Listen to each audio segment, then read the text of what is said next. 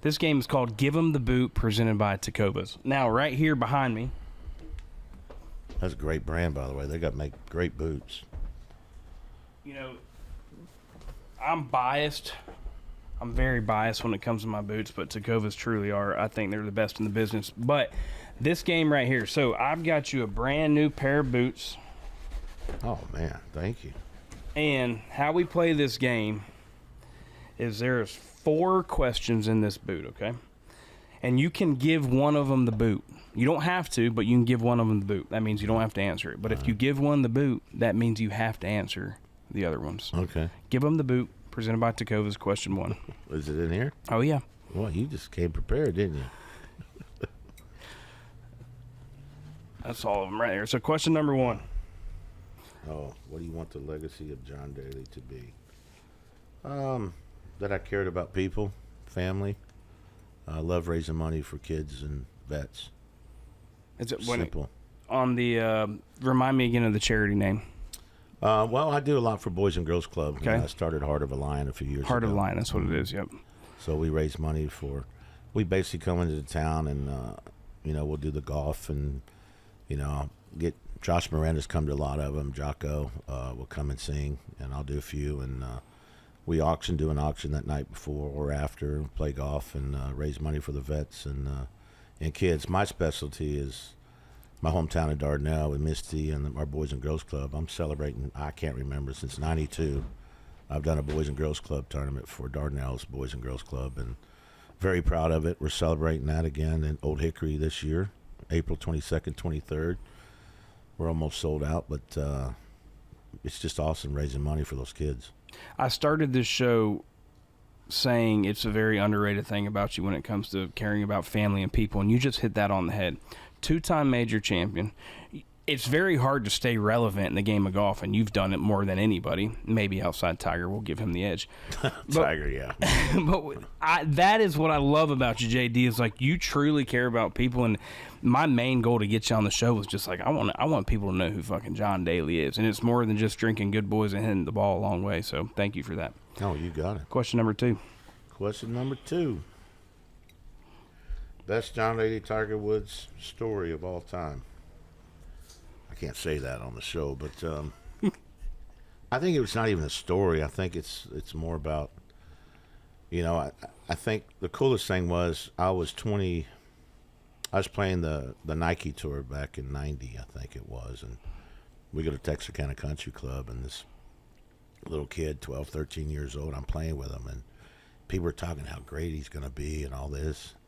And I'm excited, right? And it was Tiger Woods, and play with him. They were playing the I can't remember what the junior tournament was called, but it was a big one. It goes all over the world or country. And I meet this kid, and of course he's playing way up, but we get on this par 3 at Texarkana Country Club. I don't know, it was like 210, 15 yards. I was going to hit a 5-iron, and he's watching, and I was hitting an HT Max Fly, and I hit this ball, and the rubber band back then came out of the ball, and like it was just the whole way. And it got to the front of the green, and Tiger to this day will ask anybody, what's the greatest shot you ever saw in golf? He'll say that shot. And what an unbelievable kid. I met his mom and dad that day, and I said, look, I know he's going to make it. Hopefully I will too, but if you ever need anybody to look out for him, I will. It's the coolest thing seeing when y'all reunite at golf tournaments, just the relationship y'all two have. It's distant, it's not like we go to a lot of dinners or, I've always invited him to come see me, and, a few times he's invited me to come see him, but schedules just don't work. And, but no, I love that kid, man. What he's done in golf is amazing, and he's going through the same crap I am, man. It's just like that wreck was unfortunate, but the way he works out, the way he practices, and everything he does is 100% go, and you're going to get hurt. And I believe, when this whole workout thing started, I think, doing some things is good, but I think the hardcore working out is going to hurt these guys, and they won't be playing when they're 55, 60 years old. I always say I don't work out, I put out. But and that's not an excuse for me not working out. I don't believe you have to work out that hard to play the game of golf. I think there's a lot of curls in these when you drink. That's building muscle, right? Cheers. But I just don't. I think working out. I think a lot of guys lose their flexibility, and so many guys are mechanical too. They don't have a lot. That means their body's not equipped to taking the club back as far as I can, or not fortunate to be as flexible as I can. But they work strenuous on the game and getting their swing into exactly the way they want it. But I think working out, hurts a lot of these guys. I really do. So what was your go-to workout routine when you were playing golf at the top? Mine was just practice wedges and chip and putt all day long. I could do that all day long. That's all I did. People say, I don't practice a lot, but they don't know. When I get to a tournament, if you're not ready, you shouldn't have to practice as much. You should just kind of just get warmed up basically. And a lot of times I won't even hit a ball. I'll just go to the putting green, hit a few chips, and go. But that's my mentality. And you got to understand, playing with these guys when I came out on tour, it was like, hey, let's go out and eat, have a few drinks. We play golf, practice a little bit, and we can start drinking. That's the way golf was played when I came up, and until the 96, 7, 8, whenever Tiger came out and the workout stuff started. Well, yeah, it's too late for me. What am I going to do, bulk up and look like, Mr. Olympia? Hell no, I don't want to do that. But, and it was a fad, and it stuck for a long time, and that's what the kids do. Yeah, they hit it a mile and stuff, but what happened was that I've seen is these kids would rather go to a driving range, see if they can hit 350. But that's great. But can you chip and putt?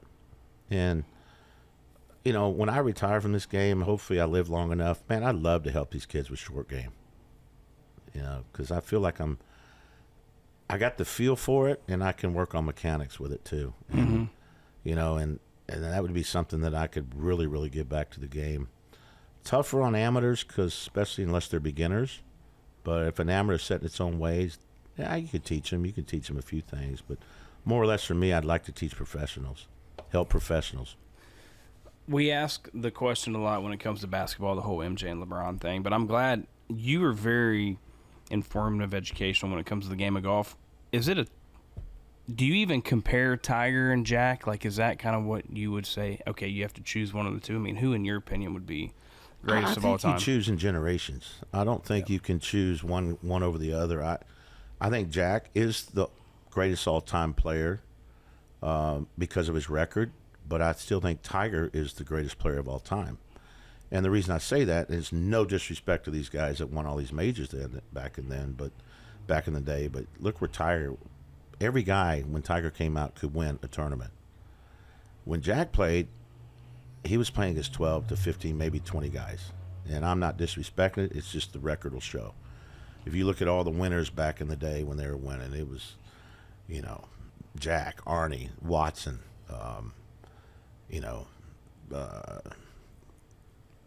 Nelson, who was a great, that won 11 in a row, and he ended at Chickasaw Country Club. He was about to win 12, but you don't see that anymore. You don't see guys, except for Tiger, you don't see guys having a chance to win 4 majors. Rory, maybe. Bryson DeChambeau.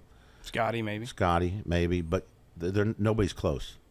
And that's why these guys, I think, won 8 majors and 15 majors, and whatever Jack won. You're not going to see that in this day and age because everybody can win when they tee it up now. Spot on. It's just incredible how great these kids are coming up. And, I think a lot of them, what I learned from Fuzzy and Hubert Green and Watson and Palmer and Jack is they cared about what was coming up. These kids are so good, they don't have to. I'm sure they idolize people, but I don't think they idolized players back in the day like we did. I was so nervous meeting Jack Nicklaus. It was unreal because I idolized him. I learned how to play golf because of him. On a Jack Nicklaus golf lesson tee, a cartoon on Golf Digest back in 70 or whatever it was. I just looked at the cartoon. I was 4 years old. I was looking at it. Okay, grips it interlocking. Take the club outside to hit a cut. Take it inside to lay your legs. Hit a draw. That's awesome. I learned from a cartoon of Jack Nicklaus how to play golf. I love that. Question number 3, give him the boot. Let's give him the boot. Let's see.